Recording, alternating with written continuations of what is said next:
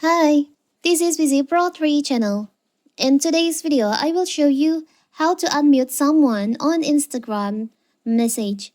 Before you get started, forget to subscribe and turn on the notification to keep you updated about this channel. So, let's go. Instagram, like most social media app, is a double-edged sword. While scrolling through your feed can bring endless entertainment, the algorithm don't always work in your favor, showing your posts from unverbal and sometimes annoying accounts. And on my previous video, I've shown you how to mute someone's message on your Instagram story.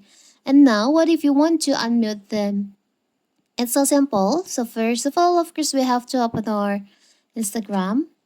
Now you can just go to your DM section by tap on the upper right corner here.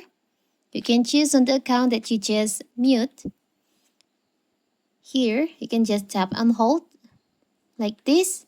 And you see there is an option appear on the screen. You can just choose on unmute messages. So now when this account sends you message, you will get notified from Instagram. It's so simple, right? So that is how to unmute someone on Instagram message. Don't forget to like and subscribe and turn on the notification to keep you updated about this channel. Thank you and see you.